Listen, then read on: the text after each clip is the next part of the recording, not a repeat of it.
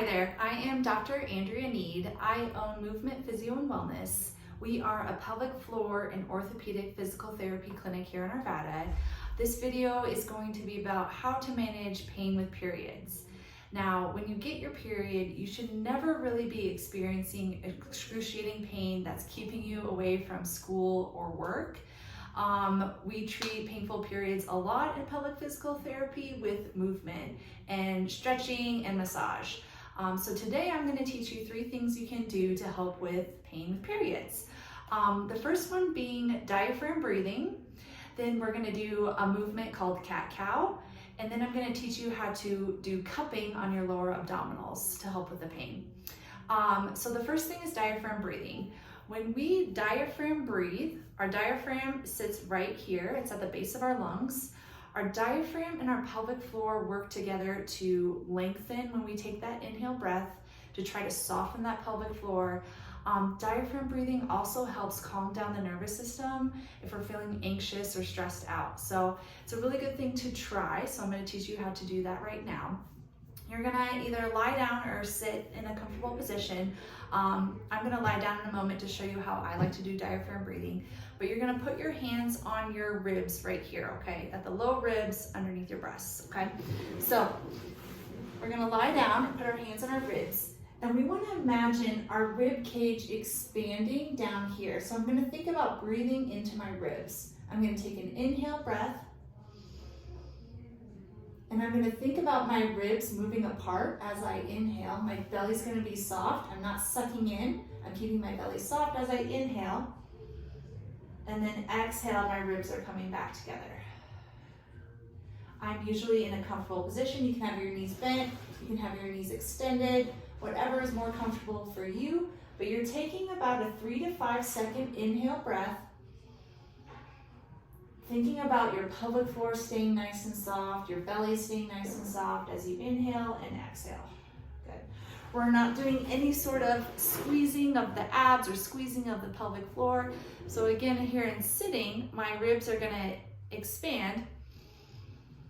See that little space I get down there? And then exhale, ribs come back in. We're going to inhale. So the breath is coming down into the low ribs, not in the upper neck or chest. You should not be lifting your shoulders up or your neck up when you do that diaphragm breathing. Keep your neck nice and soft, okay?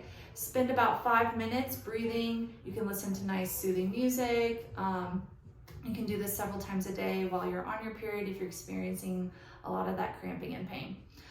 The next thing you're gonna do is once you've done some diaphragm breathing, you're gonna do some cat-cow stretches, okay? So cat-cow stretches are on your hands and knees, okay? So my wrists are under my shoulders and my knees are under my hips. I'm going to take an inhale breath when I do the cow pose. So I'm gonna inhale to drop my belly, look up to the ceiling, and let my tailbone stick up to the ceiling. My belly is nice and soft. I'm just letting it all hang out there. Don't try to squeeze your belly. Inhale, exhale, arch your back, and round your spine. Really don't try to squeeze anything, like don't try to squeeze your abs. You just inhale, drop your belly, let it sag down, let it be soft, and exhale, arch your back. Inhale, drop your tummy, look up, belly soft, let it hang down, and exhale, round your spine. Good. So you can go through about 20 cat-cow stretches back and forth. And then you can also do some cupping over your abdominals. So these are cups. They're little silicone cups that you can squeeze, okay?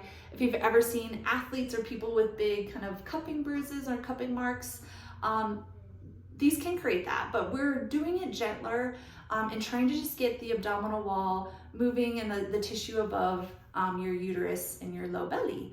So you're gonna get some coconut oil or any kind of oil you have, and you're just gonna put it on your tummy. So just kind of right on your belly button down here where you might be having some of that cramping feeling, okay? So just below your belly button, you're gonna take a cup, you're gonna squeeze the cup, and you're going to put it below your belly button on one side.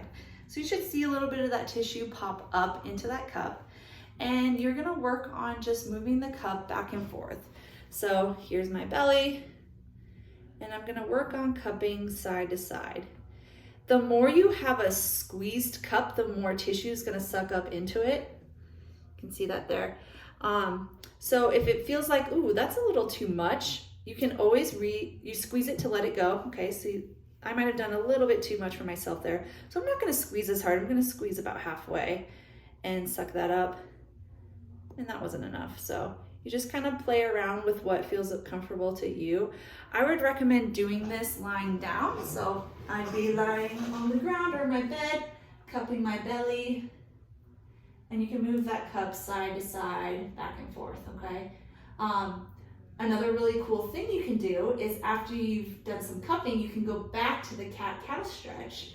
So you can keep the cup on your tummy and you can turn over, try to see if the cup stays on, and you can do some of the cat-cow stretches again, back and forth.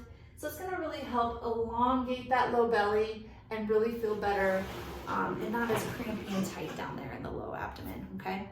So give that a shot, let me know what you think. If you have any questions, you can definitely reach out to our office. We're in Arvada, Colorado. Our phone number is 720-500-7450. Call or text us if you have any questions about these techniques, and I hope they help.